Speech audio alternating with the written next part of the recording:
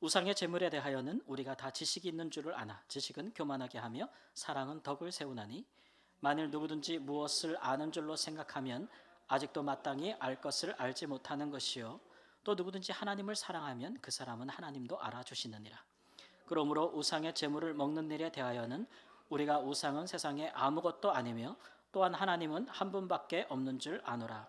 비록 하늘에나 땅에나 신이라 불리우는 자가 있어 많은 신과 많은 주가 있으나 그러나 우리에게는 한 하나님 곧 아버지가 계시니 만물이 그에게서 났고 우리도 그를 위하여 있고 또 한 주 예수 그리스도께서 계시니 만물이 그로 말미암고 우리도 그로 말미암아 있느니라. 그러나 이 지식은 모든 사람에게 있는 것은 아니므로 어떤 이들은 지금까지 우상에 대한 습관이 있어 우상의 제물로 알고 먹는 거로 그들의 양심이 약하여지고 더러워지느니라. 음식은 우리를 하나님 앞에 내세우지 못하나니 우리가 먹는다고 않는다고 해서 더 못 사는 것도 아니고 먹는다고 해서 더 잘 사는 것도 아니니라. 그런즉 너희 자유가 믿음의 약한 자들에게 걸려 넘어지게 하는 것이 되지 않도록 조심하라. 지식 있는 내가 우상의 집에 앉아 먹는 것을 누구든지 보면 그 믿음이 약한 자들의 양심이 담력을 얻어 우상의 제물을 먹게 되지 않겠느냐. 그러므로 내 지식으로 그 믿음이 약한 자가 멸망하나니 그는 그리스도께서 위하여 죽으신 형제라. 이같이 너희가 형제에게 죄를 지어 그 약한 양심을 상하게 하는 것이 곧 그리스도에게 죄를 짓는 것이니라. 함께 읽습니다. 그러므로 만일 음식이 내 형제를 실족하게 한다면 나는 영원히 고기를 먹지 아니하여 내 형제를 실족하지 않게 하리라. 아멘. 그리스도 안에는 다양한 유형의 그리스도인들의 삶의 모습이 있죠. 오늘 말씀 고린도서 8장에 기반해 보면은 세 가지 유형의 그리스도인을 발견할 수가 있습니다. 어떤 관점에서 볼 때 그러냐 하면 삶의 이제 우상에 대한 태도를 볼 때 그리스도인들이 세 가지 정도로 갈라진다, 부류로 분류될 수 있다, 이렇게 바울 사도가 본 것이죠. 우상에 대해서 먼저 정의를 해보면 우상이란 과연 무엇인가? 사실 우리 일생의 신앙생활을 우상을 제거하는 것으로 보아도 무방할 정도로 우상이라는 개념은 우리 생각보다 굉장히 폭이 넓습니다. 구약적 관점에서 보면 우상이라는 것은 제일 처음에는 사람의 손으로 새겨 만든 신상이죠. 그런 개념으로서 이렇게 신상을 자기 집에 모시거나 이렇게 사람의 모양으로 만든 신의 모양을 만든 것을 절을 하거나 경배하거나 소원을 빌거나 하는 것을 우상 숭배로 여겼는데 우리가 구약에서 좀 지나다 보면은 역사가 발전함에 따라서 사람들이 자기 손으로 만든 그 신상에다가 절하고 기도하는 것만을 추구하지 않고 시간이 지나면 이제 사람을 신으로 여기는 시대로 넘어가게 되죠. 그래서 예를 들면 뭐 왕국이 등장하고 이제 절대 권력이 등장하면서 왕을 신으로 섬긴다거나 또는 황제를 신으로 섬긴다거나 이런 개념으로 많이 발전해 나가기 때문에 성경의 선지자들도 그렇게 사람을 하나님과 버금하여 섬기고 그를 따르는 것을 우상으로 정의하니까 이제 이게 우상의 개념이 사람에게로 넘어간 부분이 있겠죠? 잘 따라오고 계시죠?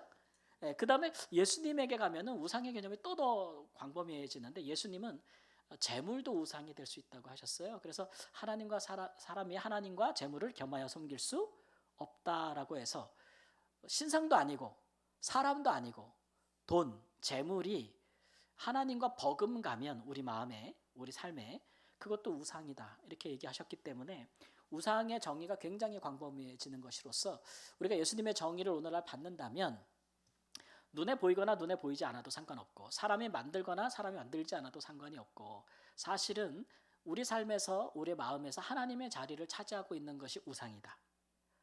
그래서 제가 우상이라는 것이 일생의 작업이다라고 우상을 제거하는 것이 일생의 작업이다라고 말씀드린 이유가 이제 거기에 있겠습니다. 그러니까 성경은 우리에게 하나님을 사랑하되 어떻게 사랑하라 그랬어요? 마음을 다하고 뜻을 다하고 성품을 다하고 힘을 다하고 어디에서는 목숨을 다하고 그렇게. 왜냐하면 왜 하나님을 그렇게 사랑해야 되느냐 그러면 6절 말씀에 보는 것처럼 우리에게는 한 하나님 아버지가 계시니 그는 만물이 그에게서 났고 우리도 그를 위하여 있고 또한 한 주 예수 그리스도께서 계시니 만물이 그로 말미암고 우리도 그로 말미암아 있느니라. 하나님이 사실은 모든 만물을 주관하시고 만물이 다 그를 통해서 왔고 그를 인하여 있다가 그에게 돌아가는 거기 때문에 한 분 하나님만이 우리가 섬길 뿐이라는 지식을 이야기하는 거죠. 그게 우리의 신앙의 핵심이 아니겠습니까? 근데 그러니까 그런 하나님을 우리가 다른 것보다, 다른 어떤 것보다 더 사랑해야 한다는 것이죠.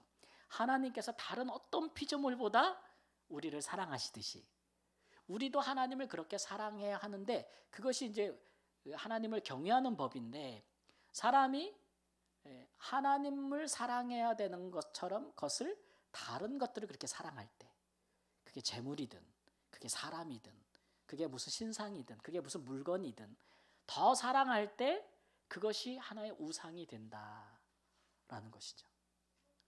그러니까 여러분, 이 우상을 제거하는 것이 우리의 일생의 작업이라는 말을 이해하시겠죠.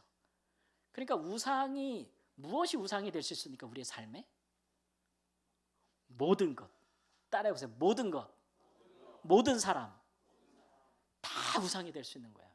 하나님의 자리를 차지한다면 그것이. 그러니까 하나님이 우리 인생을 주관하고, 하나님이 우리 인생의 목자고, 하나님이 우리를 영원한 생명을 주시는 분인데, 우리가 살면서 사람이 아니야, 내 인생은 재물에 많고 적음에 내 인생의 모든 게 달려있어 라고 생각하면 재물이 우상이요. 아니면 자식에게 올인하는 분이 있어요.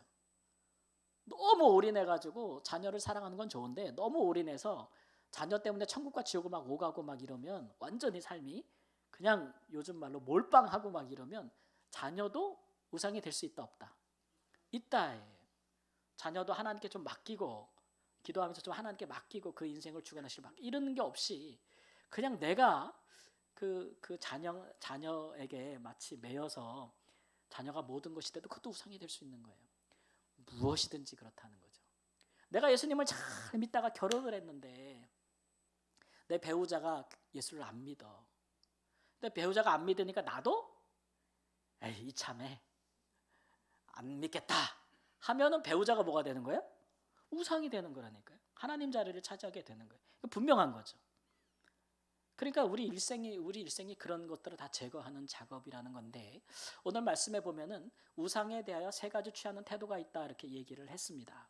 고린도 교회에서 이슈가 된 문제는 이제 우상의 제물에 대해서 이걸 먹어야 되냐 말아야 되냐 이 문제라고 할 수가 있겠죠. 배경을 좀 생각해 보면 고린도는 굉장한 상업 도시입니다. 제가 오후 예배 설교를 한번 피드백을 받던, 제 말이 되게 빠르더라고요. 오전보다. 그러니까 여러분이 좀 편해서 그런 거 봐요. 오전을 좀 하고 나서 그런지 말이 빠르니까 잘 따라오십시오. 너무 딱딱거린다 생각하지 마시고. 고린도 교회는 굉장한 상업 도시. 그래서 이 로마 그리스 시대의 상업 도시들이 다 그러하듯이, 제가 빌립보 얘기도 했지만 특성이 있는데, 상업과 종교가 긴밀하게 연결되어 있는 사회가 고대 사회예요. 오늘날의 경제는 뭐랑 밀접한 관련이 있습니까? 정치. 그렇잖아요. 그죠? 근데 과거에는 종교와 아주 밀접한 관련이 있었어요.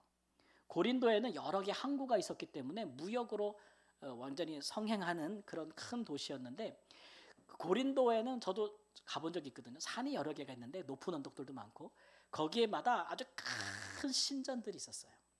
우상을 섬기는 선전, 뭐 아프로디테 신전이라든지 제우스 신전이라든지, 우리가 그리스 신화에 나오는 많은 신들을 섬기는 신전들이 있는데 그 규모가 엄청났던 거예요. 그리고 예를 들어 아프로디테 신전 하나만 하더라도 그 신전 안에 여사제들, 이게 마리주와 여사제들이 사실은 이제 그 제사 드리러 오는 사람들과 함께 잠자리를 하는 사람들, 여자들이에요. 그게 그들이 제사 드리는 한 예예요. 오면은 그 몇 명이 있었냐면 1000여 명이 있었다 그래요. 여사제들이. 그러니까 그 규모가 엄청나죠.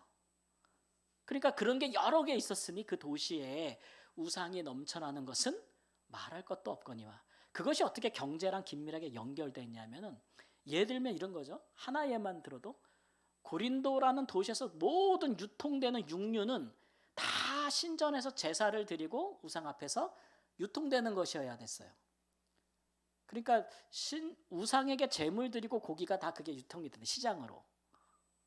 그런 구조를 갖고 있으니까 신전이 그런 유통을 장악하겠어요, 안 하겠어요? 장악하고 있는 거죠.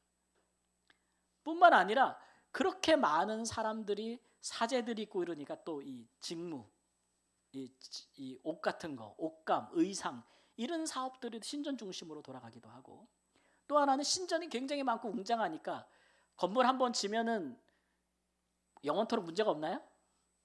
우리도 지금 꼭대기 층이다 보니까 자꾸 결로 현상으로 지붕이 졌고, 여러분 식당에도 이렇게 카페도 한 대 올라왔죠. 겨울 지나야 수리가 가능할 것 같은데 화장실 가는데 바닥 올라오고 막 이러잖아요, 그죠? 뭐 해야 돼요? 보수공사 해야지. 그러니까 많은 건축물들이 있으니까 건축 사업들이 또 신전을 중심으로 이루어지는 것들이 굉장히 많았다 이런 얘기죠. 예. 그 다음에 그렇게 마켓에서 장사하는 사람들이 옛날에는 서로 조합을 구성하잖아요. 그걸 우리가 길드라 그래요. 길드 옛날 말로. 근데 그런 사람들이 다 그 신전에 있는 특수한 장소에서 다들 모임을 갖고 활발하게 했단 말이에요. 모든 경제 체계가 신전하고 같이 맞물려 돌아가고 있는 그런 체계를 갖고 있었단 말이에요. 그러니까 모든 경제 생활이 다 우상의 신전과 연관돼서 나오는 그런 구조를 갖고 있었어요.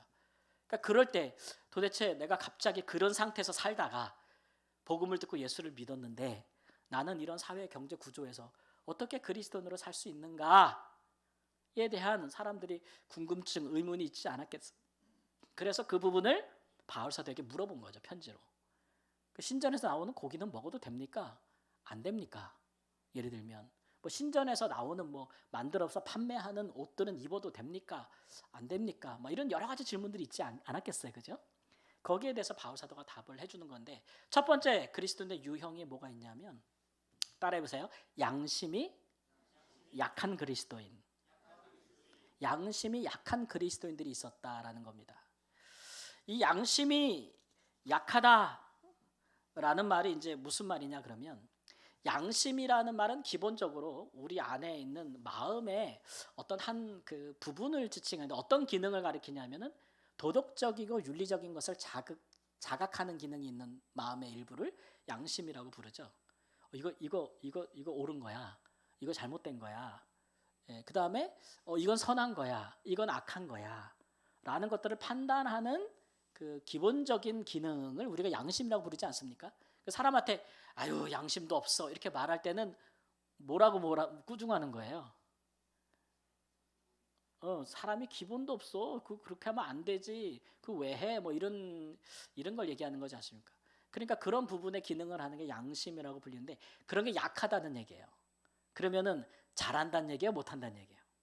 그런 걸 잘 못한다는 얘기니까 그리스도인으로서 볼 때 하지 말아야 될 것을 구분하지 못하고 그냥 한다는 거죠. 그래서 그런 양심이 약한 사람들은 그렇게 행동을 하다 보니까 더러워진다, 거룩하게 살지 못한다라는 결론을 이제 그 7절에 맺고 있는 것입니다. 그 우상에 대해서 이 사람들은 어떻게 했냐면, 이 사람들은 지식이 없어요. 그러니까 예수님을 믿긴 했는데 세상에 우리의 주는 예수님 한 분이라는 것에 대한 지식이 없는 거죠. 그 다음에 하나님을 믿긴 하는데 세상에 하나님은 한 분밖에 없다라는 그런 굳건한 지식을 갖고 있지 못한 거예요. 그러다 보니까 믿기는 믿으나 이제 그냥 자기가 늘 그 전에 살아왔던 습관대로, 오늘 말씀해 보면 습관이라고 했잖아요. 습관대로 그냥 사는 거예요. 그러니까 우리로 말하면 뭐냐면 예수님 믿기 전에 살았던 우리의 생활 습관 있지 않습니까? 예수님을 믿고 난 이후에도 예수님을 믿는 사람이라면 그런 거 옛날에 하던 거 하면 안 되는데 라는 것들을 계속 그냥 하는 거예요. 그러니까 믿음이 온 이후에 삶의 변화가 있을까요, 없을까요? 없는 거죠. 없는 거죠. 그러니까 뭐 예를 들면 절에 다니던 사람이 교회에 다녀서 복음 듣고 교인이 됐는데 계속 절에 간다거나 가서 교회도 와서 기도하고 절에 가서도 뭐 하고 뭐 다 한다거나, 아니면 교회를 다니면서도 계속 전보러 다닌다거나, 이렇게 하는 거는 구분을 못 가리는 거잖아요. 속된 말로 뭐와 뭐를 못 가린다고, 내 안에 하지 말아야 될 거, 해야 될 것들에 대한 선한 양심, 세상적인 양심이 약한 사람이라는 거죠. 그런 사람들은 뭐 때문에 이렇게 약해졌냐면 하나님을 알지 못하는 거예요. 하나님이 한 분밖에 없다. 오늘 점심 먹으면서 청년들하고 잠깐 그런 얘기 했는데 일본에 다녀온 청년들이 있어서 일본 어땠냐 물어보니까 일본에는 신사가 참 많더라 이런 얘기를 하더라고요. 신사 아시죠? 일본에는 그 신들을 모셔놓은 합사된 심지어 죽은 사람까지도 이렇게 모셔 있는 신사가 있지 않습니까? 굉장히 많잖아요, 그죠? 네. 일본에는 많은 신이 있다고 사람들이 생각합니다. 많은 주와 신이 있다고 생각을 하죠. 그래서 우리가 그걸 다신론이라 그러잖아요. 이런 데 가서 복음을 전하면 사람들이 쉽게 복음을 들으려고 할까요? 완강히 거부할까요? 네? 완강히 거부할까요? 아니 세상에 신은 많은데 예수라는 신도 있다 그러면 한번 들어보면 좋지 뭐. 그죠? 이 다신론인 나라에서는 인도 같은 나라도 마찬가지인데 선교하기가 참 쉽고도 굉장히 어렵습니다. 쉽다는 얘기는 복음을 믿으라고 할 때 크게 거부 안 한다는 거, 듣는다는 게 쉬운 것이고, 그 다음에 어렵다고 얘기하는 것은 그러나 복음을 들어도 내가 들은 하나님이 한 분 하나님, 내가 유일하게 따라야 될 하나님이라고 인정을 못하는 거예요. 한 분 예수님, 오직 예수 그리스도 이런 개념이 없는 거죠. 너무 많은 거 신이. 그 중에 내가 믿는 신이 참 많은데 그 중에 하나님도 하나 들어와. 예수님도 하나 들어와. 유일하지 않은 거죠. 그러면 그게 참된 신앙이라고 할 수 있을까요? 없지 않습니까? 그런 신앙을 가진 사람들은 신앙을 갖다 믿어! 하나님 믿어! 그래도 그 사람의 삶이 예전에 다른 신앙과 우상을 섬기겠던 심에서 하나라도 벗어나지 않아요. 그렇죠? 그대로 하죠. 습관 그대로. 그러다 보니까 양심이 그렇게 선한 양심이 약하니까 그 다음에 우상을 섬기는 습관대로 살다 보니까 그 사람이 거룩하지 못하다. 이런 얘기를 하고 있는 것입니다. 이게 첫 번째 우상을 대하는 사람의 한 가지 태도라고 할 수 있겠고, 두 번째 유형의 사람들은 한번 따라해 보세요. 믿음이 약하다. 믿음이 약한 사람들이 있어요. 이 사람들의 종류는 뭐냐 하면 이 사람들은 하나님이 한 분뿐이라는 믿음이 지식이 아예 없는 것은 아니야. 하나님 한 분만을 내가 믿어야 하고 한 분 예수 그리스도를 주로 섬겨야 된다는 믿음은 있으나 그 믿음이 어떻다고요? 강해요? 약해요? 약해. 약하다 보니까 막 이제 흔들리는 거 아니겠어요? 그러니까 그 지식이 확고하지 못해요. 그 믿음도 확고하지 않고. 그러다 보니까 어떤 일이 생기냐면 머리로는 야 그거 뭐 고린도 교회에서 뭐 저 신전에서 제사 드리고 나오는 고기 있잖아 육류요. 그 뭐 우상이 세상에 사실 있어요 없어요? 우상이 살아 있어요 죽은 거예요? 죽은 거잖아요. 죽은 신에게 제사 드리고 나오는 고기에 뭐 귀신이 붙어 있겠어요? 무슨 우상은 아무것도 아닌데 그건 뭐 먹을 게 못 돼. 고기는 그냥 고기일 뿐이지 그냥 먹어도 되지라고 하는 뭐가 있어요?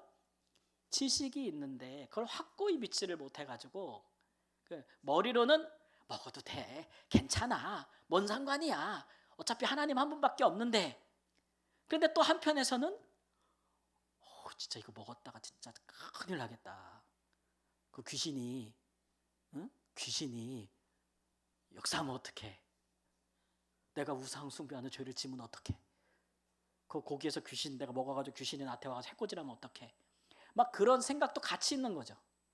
그러니까 두 개가 왔다 갔다 하는 거예요. 그러니 우상의 재물을 먹을 수 있다고 생각하면서도 한편으로는 굉장히 겁이 나요.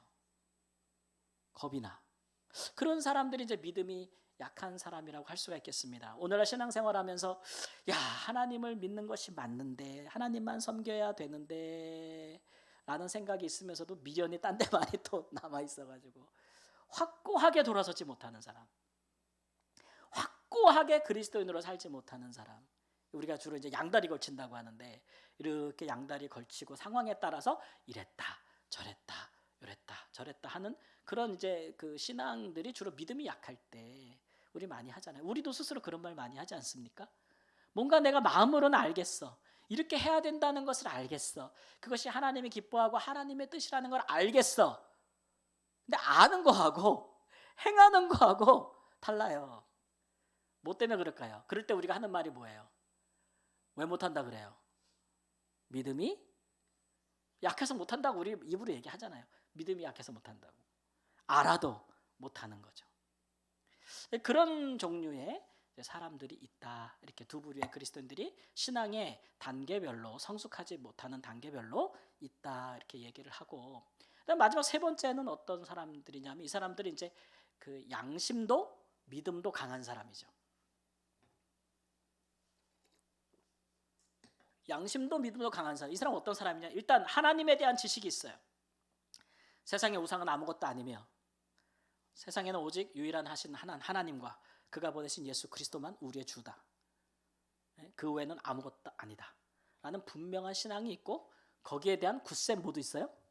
믿음도 있어요. 안 흔들려요. 아주 굳센 믿음을 가지고 있죠. 그러니까 이런 사람들은 기본적으로 어떻게 행동하냐 하면 자유해요. 따라해 보세요. 자유해요. 세상에 우상이 없다고 믿으니까 벌벌 떨 필요도 없는 거죠.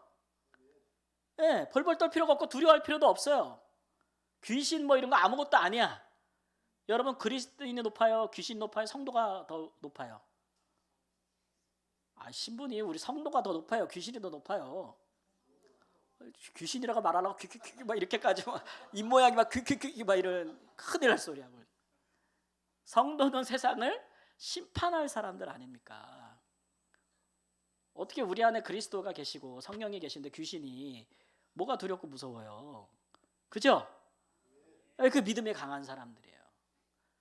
그 세상에 내가 그리스도 안에서 누릴 자유를 나를 해할 권세가 없는 거예요. 죄도 마찬가지예요. 이런 사람들은 믿음이 굳건해서 나를 영원한 죽음과 사망과 심판으로 끌고 갈 죄가 없다. 난 그런 죄 안 져. 그리스도께서 내 안에 계시고 난 그리스도를 따라가니까. 그러니까 그런 죄도 두렵지 않고 시험에도 굴복하지 않고 아주 이제 강한 사람들. 이런 사람들은 굉장히 자유함 가운데 거하죠. 죄로부터의 자유, 영원한 사망으로부터의 자유, 질병으로부터의 자유. 막 여러 자유를 누리고 살아요. 근데 이런 사람이 나머지 앞에 얘기했던 두 양심도 약하고 믿음이 약한 사람들을 어떻게 해줘야 될까요? 잘 도와주고 양육해줘야죠. 왜냐하면 나도 전에는 어땠어요? 사람이 믿자마자 믿음도 강하고 양심도 강할 수 있어요? 아니잖아요. 하나님이 훈련하고 연단하시면서 내가 그리스도 안에 성숙한 사람이 되는 거 아니겠습니까? 잘 돌봐줘야 돼요. 아이들 양육할 때 돌봐주듯이 잘 돌봐줘야 되잖아요. 근데 그렇지 못하고 나는 강하니까 내가 가진 자유를 마음껏 누릴 거야 라고 해서 살면 참 본인은 믿음대로 사는 거니까 좋은데 오늘 사도 바울 말씀에는 근데 약한 사람들이 보면 시험 든다는 거예요. 약한 사람들은 아직 그 사람만큼 지식이나 믿음에 있어서 거기까지 이르지 못했기 때문에 보면은 이제 시험에 든다는 거죠. 시험에 든다는 거예요. 예를 들어서 이제 믿음이 약한 사람들은 아직도 머리로는 알지만 마음으로는 아직도 우상을 두려워하는 부분이 있어요. 근데 이 믿음도 강하고 지식도 있는 분이 우상의 신전에 들어가서 예를 들면은 저 아무것도 아니야 신전. 그래 신전에 가가지고 거기 앉아가지고 우상 숭배하는 사람들과 막 먹고 마셔. 이거 아무것도 아니야. 막 이러면서 아무것도 아닌 건 맞죠. 그 본인은 그걸 또 아무것도 아닌 것으로 믿을 만한 믿음도 있고. 근데 이제 믿음이 약한 사람이 보면은 이 사람은 반은 아직 우상에 대한 두려움이 있는 건데 저 사람 보니까 야, 저 사람 대단하다. 나도 저 사람처럼 돼야지. 라고 생각해서 자기도 거기 가서 먹는다는 얘기예요. 믿는 사람이라면 저렇게 강해야 돼. 근데 쫓아가서 같이 하기는 했는데 사실 자기는 저 사람만큼 지식이나 믿음이 강하지 못한 거예요. 그러니까 하고 나서 후회 막심인 거지. 나는 더더더더 떨리고 두렵고 막 그런 거예요. 이게 이제 뭐냐면은 황새? 뱁새? 뭐죠? 뱁새가 황새 쫓아가다 뭐가 찢어져요? 가랑이가 찢어지는 거예요. 가랑이가. 네. 그러니까 믿음이 약한 사람이 믿음이 강한 사람 흉내를 내다가 그 다음에 이 사람이 오히려 더 나빠지는 거죠. 더 나빠지는 거죠. 그러니까 이러면 어떻게 해야 되겠느냐 이거죠. 그러면 이거 어떻게 해야 돼? 믿음 안에서 잘난 사람은 잘난 대로 막 앞서 나가고 뒤처진 사람 뒤처진 사람대로 끙끙대고 쫓아가고 이것이 신앙생활의 교회의 모습인가? 이렇게 얘기할 때 바울 사도는 그렇게 하지 말아라 는 얘기예요. 지식이 있고 믿음이 강하여도 제일 중요한 거 빠지면 안 된다는 거예요. 그게 뭘까요? 따라해보세요. 사랑. 요거 빠지면 안 된다. 그리스도 안에서 지식도 귀하고 믿음도 귀하지만 완성은 뭐예요? 사랑이에요. 사랑. 그러니까 그리스도 안에서 자유를 누리는 지식도 있고 믿음이 강한 사람들이 사랑이 없으면 안 된다는 거죠. 지식과 믿음이 강하고 자유롭게 행동하면은 교만할 수가 있다는 거예요. 근데 사랑은 덕을 세운다 그랬어요. 그러니까 믿음이 약한 사람들을 세워준다는 거죠. 믿음이 약한 사람들을 세워준다는 것은 야, 너도 나처럼 해봐, 따라해 라고 강요하는 게 아니고 좀 기다려준다는 거예요. 따라하다가는 그 사람 힘드니까, 가랑이 찢어지니까 기다려준다는 거죠. 그래서 나는 뭐 신전에 올라가서 거기서 우상숭배하는 사람들과 거리낌 없이 먹고 마실 수 있어. 근데 혹이라도 그거 보고 믿음이 약한 우리 교회 어떤 형제가 나보고 나 쫓아다가 시험 들고 마음에 두려움이 생기고 있는 믿음도 닦아먹고 그럴까 봐 내가 그렇게 내 자유로 마음껏 누리지 않겠다는 거죠. 그게 사랑이라는 거예요. 여러분 자유를 무제한으로 누리게 되면 그게 뭐가 됩니까? 방종이 되는 거 아니겠습니까? 자유도 다른 사람한테 피해를 주지 않는 한에서 행동하는 게 절제하는 것이고 그게 사랑이잖아요. 그러니까 우리가 그리스도 안에서 자유도 마찬가지라는 거예요. 우리 그리스도 안의 자유도 그렇게 좀 스스로 절제할 필요가 있다. 그러면 형제를 얻고 영혼을 얻으며 약한 사람들을 우리가 좀 보살펴주는 그런 덕을 세우는 일이 되지 않겠느냐라고 이제 말씀하고 있는 것이죠. 그런 것들이 지식이 있고 믿음이 강한 사랑이 있는 자들의 마땅한 신앙의 본보기다라고 하는 겁니다. 여러분 우리가 선교라고 생각할 때 제가 이제 선교적인 삶 시리즈를 설교하잖아요. 오늘이 벌써 9번째인데 고린도 교회에서 계속 하고 있는데 오후마다 선교적인 삶을 얘기할 때 예수님을 전혀 안 믿는 불신앙인 사람들을 예수님을 믿게 하는 것도 선교지만 신앙과 믿음과 지식이 없는 자들을 약한 사람들을 바르고 온전한 길로 인도하는 것도 선교입니다. 그렇죠? 그렇습니다. 그것도 선교입니다. 저는 이제 말라위라는 나라에서 선교했는데 말라위는 미전도 종족이 아니거든요. 무슬림과 기독교가 적절히 섞여 있는 나라이기 때문에 그 나라에는 교회들도 있고 모스크도 있습니다. 근데 누가 저보고 거기 이미 교회가 있는데 뭐 거기 가서 선교해, 선교사도 아니야 라고 말하면 기분이 좋겠어요, 나쁘겠어요? 네, 굉장히 기분 나쁘잖아요. 아니 뭐 저기 꼭 그 미전도 종족에 가야만 선교인가? 이런 생각이 들잖아요. 그 제가 말라위에서 집중했던 선교는 뭐냐면 거기에 기독교인들이 있는데 가서 이렇게 봤더니 교회가 아니요. 그리고 목사들이라고 이름하는 사람들이 성경을 배운 사람들이 거의 없어요. 글도 못 읽는 사람 너무 많아. 신학교도 자체도 없어. 그러니까 자기네끼리 그냥 너 목사해라. 그래 나 목사할게. 이래가지고 하는데 아주 이상한 교회, 이상한 복음, 이상한 성경에 대한 가르침 난무하는 것이죠. 제가 전에도 한번 얘기했는데 아브라함 교회라고 해가지고 뭐 거기 아브라함 교회는 한 2,000개 정도의 교회가 있어요. 말라위에만. 근데 이 사람은 왜 아브라함 교회라고 이름을 붙였냐? 아브라함 교회는 전 세계에 없어요. 거기서만 새로 설립된 교회인데 그분들은 아브라함을 믿음으로 대상으로 여기는 거예요. 신앙의 대상으로. 예수님이 아니에요. 다 아브라함처럼 살아야지 복도 받고 후손도 복 받고 위대한 민족이 되고 원수도 나를 저주하는 사람을 저주받고 나를 축복하는 사람 축복받고 이게 너무 좋은 거지 성경에서. 그런 사람 이게 말라위 사람들의 그 세계관에는 너무 맞는 거야 이게. 왜냐하면 그런 민족일수록 막 무당들이 저주하고 막 이런 거 무서워하잖아요. 근데 아브라함처럼 되면은 막 나를 저주한 사람이 오히려 저주받는데 누가 나를 저주했는데 오히려 걔가 저주받아. 그러니까 아브라함이 귀한 거야. 그러다 보니까 이 사람들은 부인도 4명이에요. 목사님도. 아브라함이 아내 둘의 첩둘이잖아요. 근데 말라위는 전통적으로 또 일부 다처제야. 그러니까 자기들의 문화와 아브라함의 성경에 나오는 모습이 아주 잘 맞아. 근데 돈이 있어야 부인도 여러 명 둘 수 있는데 4명까지 부인을 뒀다. 이거 괜찮은 거거든. 그러니까 그와 같이 부하고 그와 같이 잘 되기를 바라는 마음에 아브라함 교회를 설립해가지고 목사님이 사모님이 4명이요. 교회 가면은 이상하죠? 그런 게 너무 많아. 그러니까 거기 가서 그것이 잘못됐다고 얘기하고 성경을 바로 가르치고 예수 그리스도를 가르치고 잘못된 것들을 타파하는 게 선교회 아니에요. 그것도 선교잖아요. 그러니까 그것도 선교라니까요.